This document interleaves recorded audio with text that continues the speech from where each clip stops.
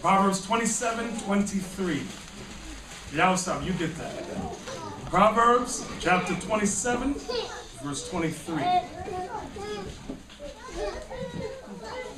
Be thou diligent to know the state of thy flocks, and look well to thy herd. Y'all see that? See, you might think that it's talking about sheep and goats. It's going beyond that. It's talking about your neighbor, your brothers and sister. It said what? Read it again. Be thou diligent to know the state of thy flocks. So when we ask you, brothers, we ask sisters, how you doing today? Is everything all right? That's the time to let us know. If it ain't all right, don't hide it. Tell us. So if we can help you, we gonna help you. Yeah. Some of y'all walk in and don't say a damn thing, period. Some of us walk in the door and don't say nothing to nobody. You sit down. That's another reason. That's out of order also. Around both sides of the room. Some brothers just walk up in here and just sit down like we just at this church. Just sit down and just write the Bible down, sit this down and go home. That's out of order. Something wrong with your spirit. Something wrong with you. We got to know what's going on. You might say, because in the world, oh, you just want to know my business. No, it ain't about knowing your business. It's about, read this verse again. Be thou diligent to know the state of thy flocks, and look well to thy herds. See that? And look well to thy herds. We got to know what's going on, brothers, in your life. What's happening? Do you need help? Because if we can help you, we're going to help. If we can't, all we can say, we don't have it. If we ain't got it. Okay? Ain't nobody in here right now. Do anybody here got a Bentley? You got a Bentley? We don't drive cars like that. Anybody in here got a bus? You got a bus, Lava? No, sir. Anybody got a plane? We got hoopties. Some of us on the train. But guess what? Once in a while, if a financial blessing comes in and we can help you, we gonna help you. Understand that. Believe that. Go back to Acts. So we have those applications you do Exactly. about your condition. If you're all right, you're sick, what are your allergic reactions, whatever, just in case to know. Come on. Acts 4 verse 34. Neither was there any among them that lacked, for as many as were possessors of lands or houses sold them, and brought the prices of the things that were sold. So those Israelites, what did they sell their houses and was homeless? Is that what that means? It means what? They had extra. They had abundance. So that abundance, they sold it. And they did what? Wait, read that again. Neither was there any among them that lacked, for as many as were possessors of lands or houses sold them, and brought the prices of the things that were sold. Come on. Laid them down at the apostles' feet, and distribution was made unto every man according as he had need. That's how the apostles got down. That's how we must get down. When the money comes in, blessings come in, it's our job. Whoever lacks, that's why we ask what's going on. That's why we got officers, junior officers. That's why we ask the sisters. Learn each other. And this is not about using each other, but if there's a sincere need, we are commanded to help one another. Does everybody understand that? Okay. Yeah. But before we do that, we have to know you first. Thank you. You just walk up in here and ask for money. You got some damn Thank money. you. Some brothers in here, we don't know you. Some sisters over there, we don't know Some them. online, we don't know you. Some people online, we don't know them. It should not be like that. That's the, I'm hiding something. Let me keep my distance. I don't trust niggas. That's it. That's it. And that's shame on you. Okay? So from there, let's go back to 1 Corinthians 13 and 3. I don't want to forget the thought. 1 Corinthians 13. And what I want y'all to notice also, there was order. Let me ask a question. Based on what we just read, were there sidebars? And by sidebars, I mean, I'll use an example. Isaac is friends with Ezekiel. Ezekiel says to Isaac, you know what? I need such and such. And Isaac says, well, here, take this. Was that going on? No. What was going on? Who says no? 1, 2, 3, 4, 5, 6. Who says yes? Who don't have a clue? Raise your hands. You don't have a clue. This is the no clue brothers. I ain't got a clue. No, they don't even want it. They're being honest. Right, they're the honest ones. There's a whole bunch of them. Let's read Acts 4 again. I want y'all to see this. Verse 54 and 34 was it? 4, 34 and 35. Acts 4, verse 34. Neither was there any among them that lacked, for as many as were possessors of lands or houses sold them, and brought the prices of the things that were sold, and laid them down at the apostles' feet. And distribution was made unto every man according as he had need. Who distributed the stuff? The apostles did. The apostles. There was order. It was no sidebar stuff going on. Everything had to be done in order. Now notice it says, according as he had need. Who can explain? Because this is why there must be order. Hananiah, let's try it.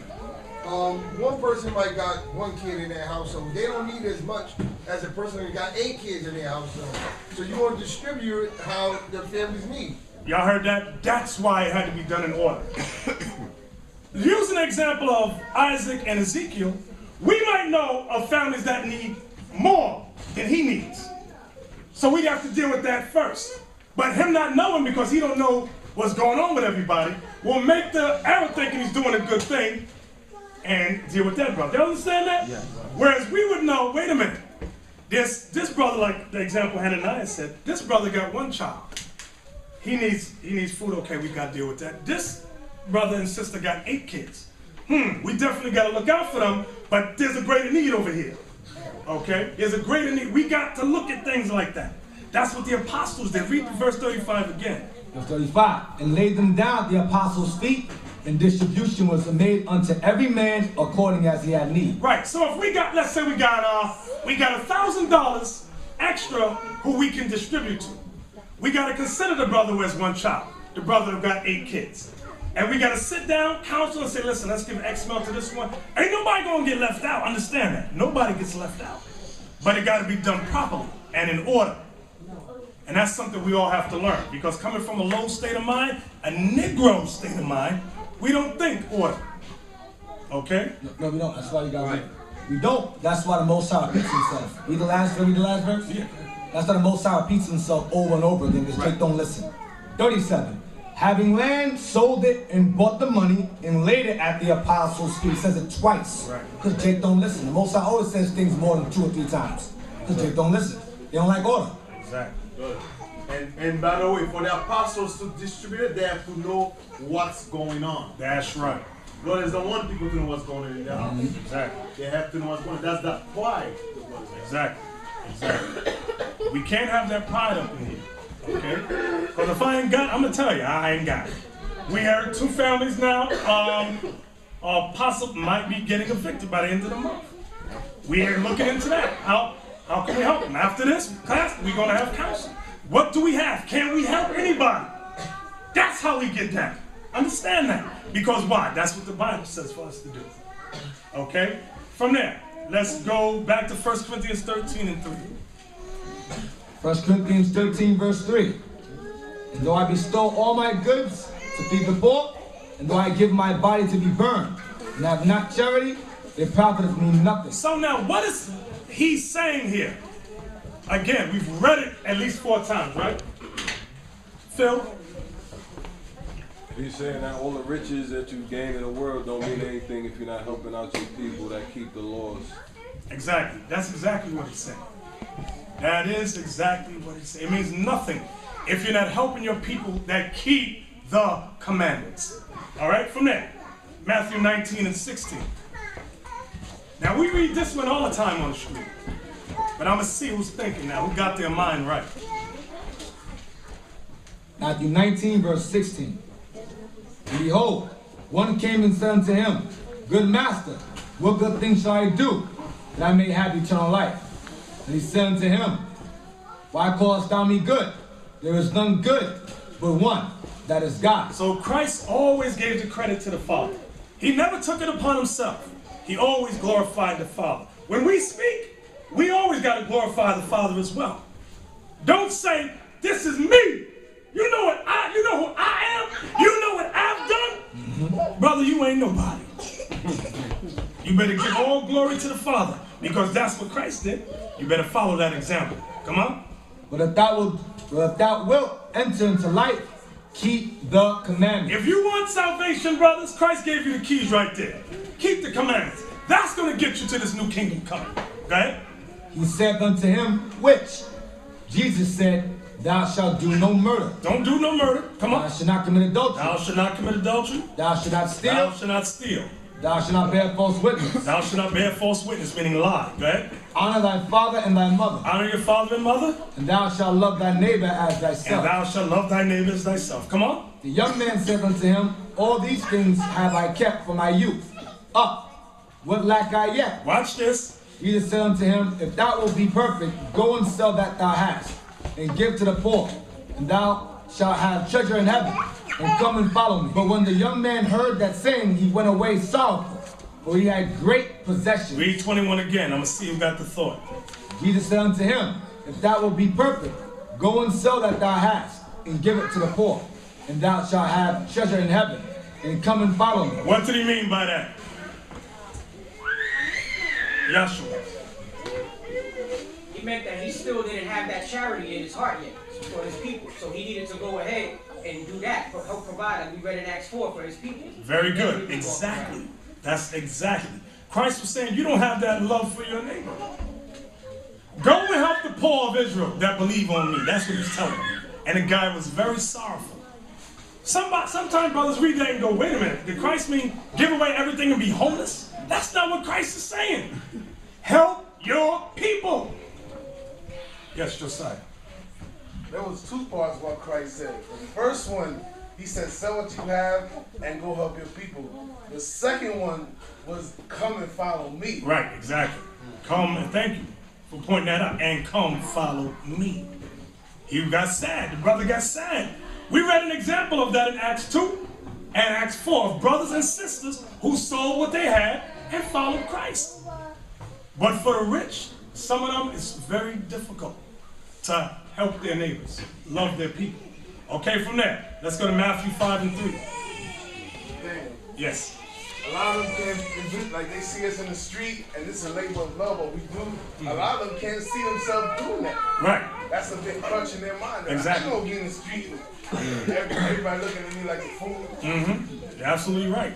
This, well, like he said, called it an act of love when we're out on the street. Not only is it an act of love, we're trying to save our lives. Paul said, woe is me if I don't preach this. You know? Matthew 5 and 3. Matthew 5 verse 3. Blessed are the poor in spirit, for theirs is the kingdom of heaven. So blessed are the poor in spirit, for theirs is the kingdom of heaven. So not only are we poor financially, but we're poor in spirit. What does that mean we're poor in spirit? Abiel. You poor in spirit is not having that charity or not having that ability to help out.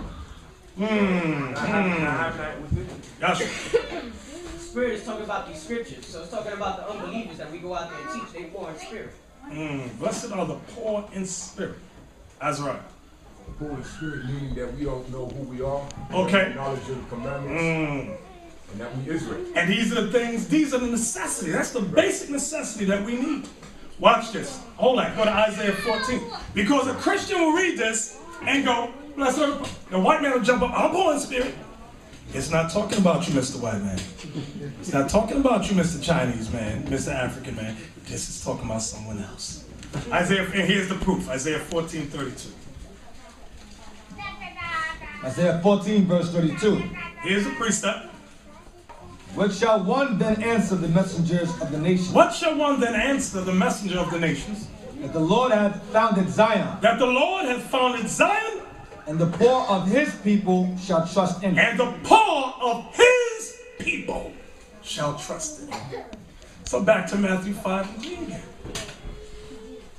So don't ever let a Christian confound you with the Beatitudes, as they call it. These are the Beatitudes. How does that mean? Beautiful sayings.